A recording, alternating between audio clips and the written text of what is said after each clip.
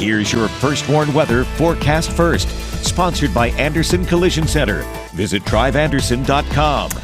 Well, temperatures for us were in the lower 70s this afternoon. We made it up to 71 degrees here this afternoon. We're right now at 70 in Rockford, 71 in Freeport, currently at 72 in Janesville, and 71 in Rochelle. We've got lots of sunshine out there, and that clear sky will stick with us, although you're noticing a little more haze out there this evening. As we go through this evening, temperatures will drop through those 60s down into the 40s here for the start of our Thursday. We've got a warm day tomorrow, but quite a few ups and downs coming up.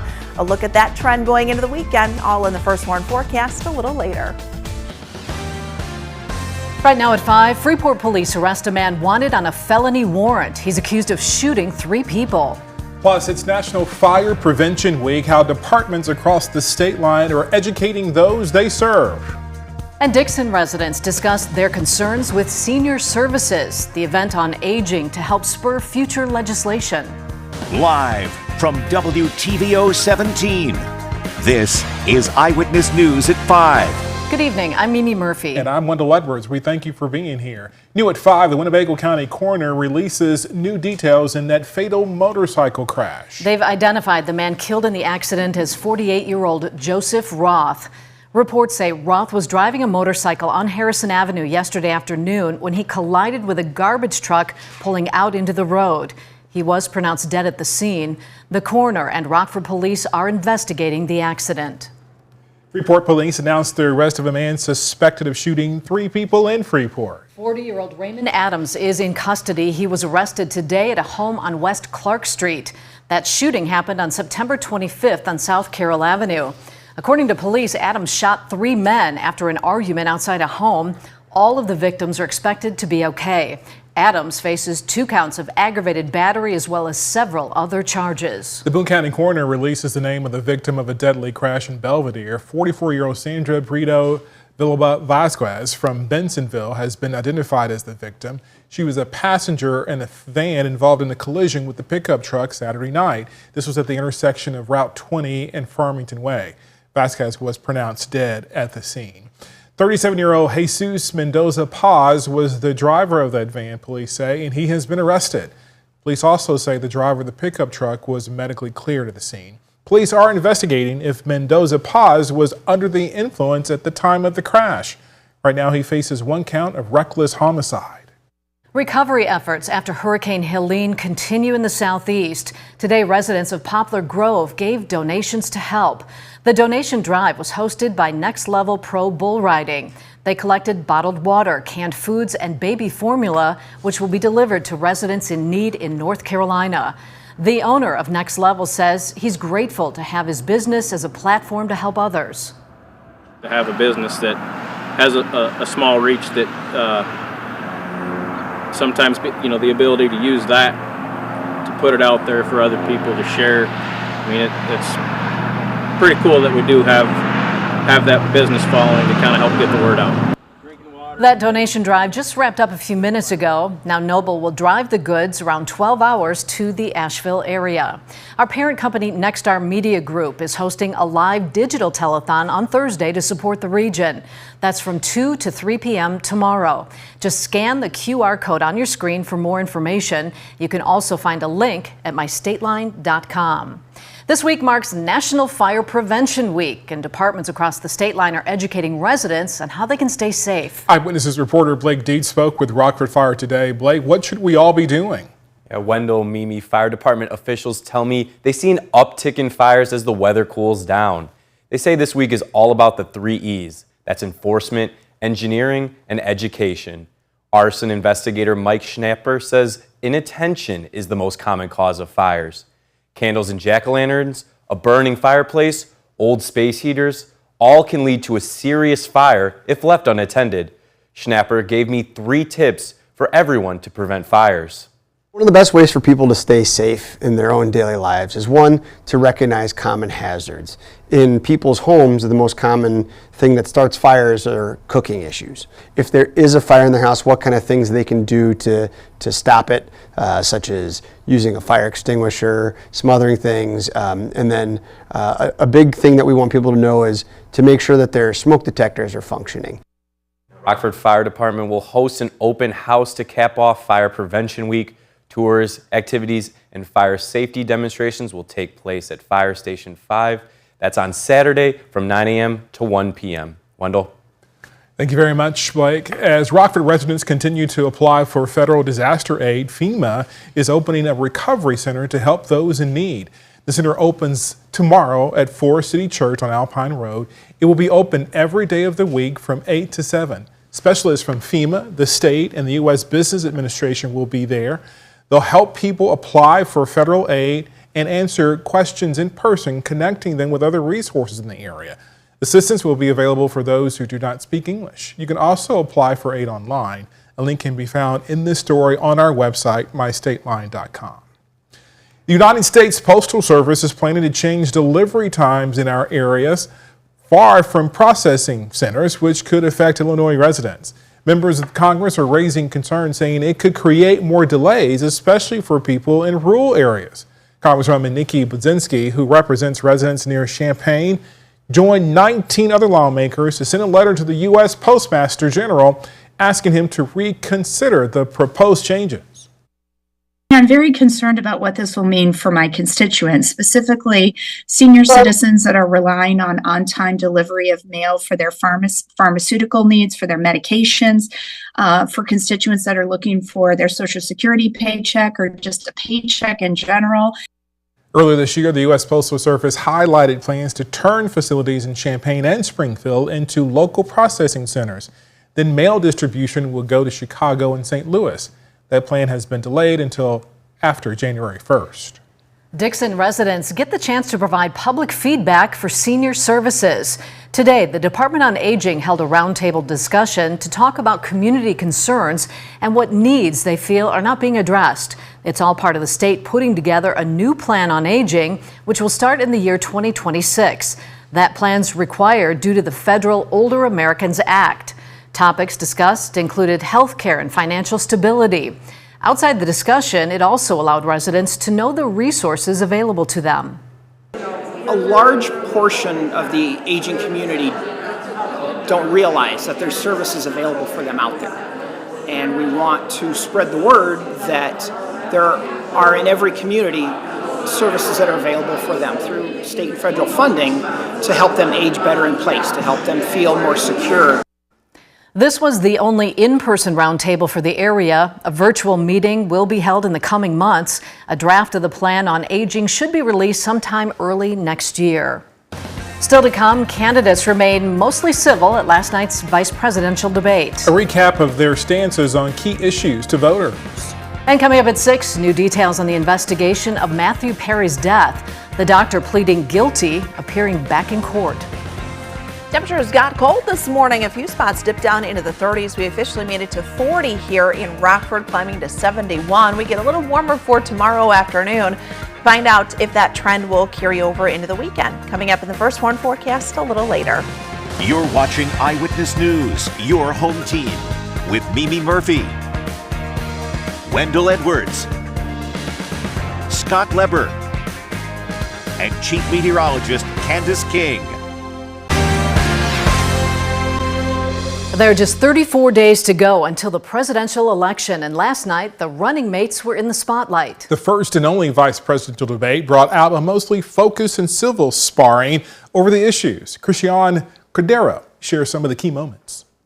With just over a month to go before the general election, Senator J.D. Vance and Governor Tim Walz sharing a stage for the first and only time, sparring over the results of the last election. This was a threat to our democracy in a way that we had not seen. And it manifested itself because of Donald Trump's inability to say. He is still saying he didn't lose the election. I would just ask that. Did he lose the 2020 election?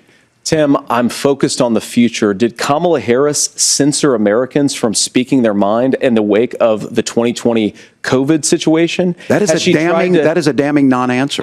The VP candidates largely stuck to the issues, shifting their attacks to the presidential candidates. Walz at first appeared nervous, mixing up Israel and Iran. The expansion of Israel and its proxies is an absolute fundamental necessity for the United States to have the steady leadership there. Walz also awkwardly shrugging off false claims he's made about being in Hong Kong during the 1989 democracy protests. Vance, when pressed about calling Trump unfit for the nation's highest office in 2016, said he's admitted to being, quote, wrong about the former president. And while on immigration, Vance sidestepped his more recent attacks against Haitian immigrants in Ohio. The back and forth led to the moderators muting the microphones. Gentlemen, the audience can't hear you because your mics are cut. On reproductive rights, Walz put the blame squarely on Trump, who has bragged about appointing the 3 Supreme Court justices who overturned Roe v. Wade. Vance then trying to turn down the rhetoric. My party, we've got to do so much better of a job at earning the American people's trust back on this issue where they frankly just don't trust us. And I think that's one of the things that Donald Trump and I are endeavoring to do. And today, the Harris-Walz campaign says the VP candidate will embark on a media blitz of his own, including 2 national interviews. Christiane Cordero, ABC News, Washington. And here in the state line, another sunny fall day with temperatures just getting into the 70s. But you can really taste the feel of fall. It should be getting hotter, though, by the end of the week.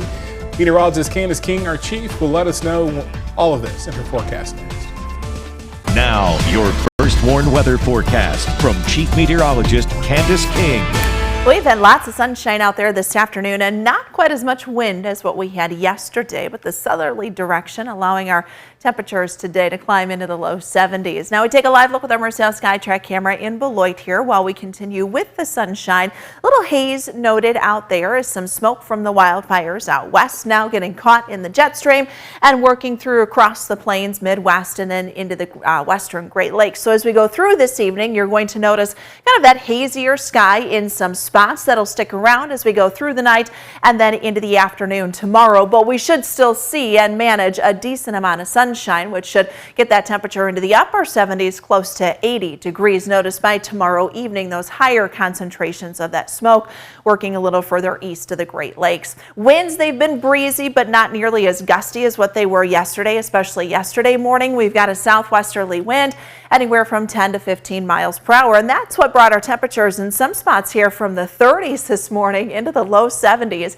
We're at 70 right now in Rockford, Rochelle, 71 in Freeport, 68 in DeKalb, and 69 degrees. Our temperature now in Poplar Grove. Our weather watcher Terry down in Genoa this last hour, 72. Got a steady pressure, southwesterly wind at 10 miles per hour, and no rainfall. In fact, our skies are going to stay pretty dry over the next couple of days. The only chance we may see for a very light shower would be very early Friday with first of 2 cold fronts that'll impact us through the weekend. So our temperatures back down to 47 for tonight with that light southerly wind. Tomorrow we're close to 80. There are going to be some spots that sit within that 78, 79 degree range. But bottom line, we're another 10 or so degrees above our average going into tomorrow afternoon. So tomorrow will be warm. And that's all thanks to a lot of this dry air coming in. Our dew point temperatures sit here this afternoon and evening in the 30s, despite that southerly wind. And there just isn't a lot going on here across much of the country as the stronger winds in the jet stream are situated to the north. So we've got a couple of these fall cold fronts coming through, and they are going to drop our temperatures, but we're not going to see a big drop in those numbers. And in fact, once that front passes, our temperatures warm right back up. So our first one comes in Thursday night. This is again early Friday. As that one passes through, we're clear for Friday, Saturday. Second cold front comes in Saturday night into Sunday. But notice limited moisture with that as the moisture is blocked here from the Gulf of Mexico. So we really don't see a lot in the way of any rainfall. And we'll be able to see that a little more here on Futurecast as we go through the night tonight and into tomorrow. Tomorrow morning, you're going to notice maybe some higher level clouds also mixed in with some haze.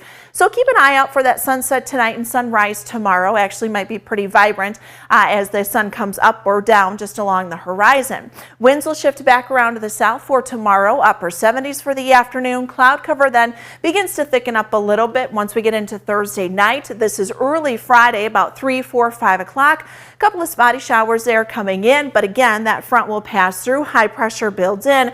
Winds will turn to the northeast on Friday, so that'll keep us in the lower 70s. We're back down into the 50s again Friday night. Few more clouds then come in once we head into Saturday with that turning wind back around to the south and temperatures in the upper 70s, close to 80. And again, longer range outlooks that take us through at least the middle of the month show that higher probability for above average temperatures and unfortunately below average precipitation, which is one thing we are going to have to keep an eye on. Anytime we get those drier conditions, guys, and those stronger winds could kind of elevate that fire risk. I think the next time we have to watch for that would be on Sunday. Thank you, Candace. Drew's in next with sports. One of the Blackhawks' top prospects just sent to the Ice Hogs, and he's already made his presence felt in the first preseason game. Now sports with Drew Collins. The Ice Hogs have 10 more days to get ready for the regular season opener against Grand Rapids. This morning was a good test for them, a preseason game against Iowa Wild at the BMO Center. It was a 10:30 in the morning start because it was a school day game with lots of kids in the house. Wearing an Ice Hogs uniform for the first time was Frank Nazar. He was just sent down by the Blackhawks. He was the Blackhawks' first-round draft pick 2 years ago. It didn't take Nazar long to make an impact. Late in the first period, he takes a quick feed from Brent Seeney and scores. Nazar later added an assist. Not a bad debut by the former Michigan Wolverine. In the second period, Ryder Rolston puts the Ice Hogs up 2-1 when he scored in front of the net. That had the crowd of kids and the Ice Hogs pumped up. Let's go to the third period. It was a 3-3 game. The Hogs were on the power play. Ethan Del Mastro makes the wild play. He uses the back door to score the go-ahead and winning goal. The Ice Hogs win this preseason game over the Wild 4-3. I thought as the game went on, we got better. They took it to us early, but I liked some of our structure. I liked some of our habits. I thought in the third period there, I thought we played a lot better. I just think it was good to kind of get in, meet all the guys, and just get out there for a game together. And traveled down last night and just wanted to get in and just show what I can do, really. How's that? And tonight, the Brewers face elimination in their wild card series against the Mets. After falling 8-4 yesterday in front of the home crowd, they now have to win their game tonight to force a Game 3 tomorrow. The Brewers will start former Cincinnati Red Frankie Montas. Hopefully the righty can throw some meaningful innings before reaching the bullpen.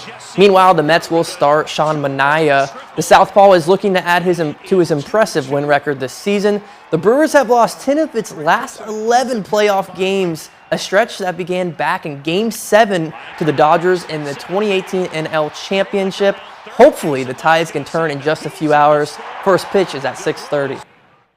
That's sports. We'll be right back. Temperatures for us tonight will drop back into the mid-40s. Not quite as chilly as what we woke up to here this morning. You're going to notice a little more haze and maybe some higher level clouds out there as we go through this evening. Our winds will stay light, but they'll pick up just a little bit going into tomorrow afternoon. High temperature tomorrow, upper 70s, close to that 80-degree mark. We see a cold front come through late Thursday night. That may bring us a quick passing shower early Friday. This would be before sunrise. We'll start off with some cloud cover, but then clear out going into the afternoon. Warmer start, but a windy end to the weekend. Thank you, Candace. And thanks for joining us. Have a good evening.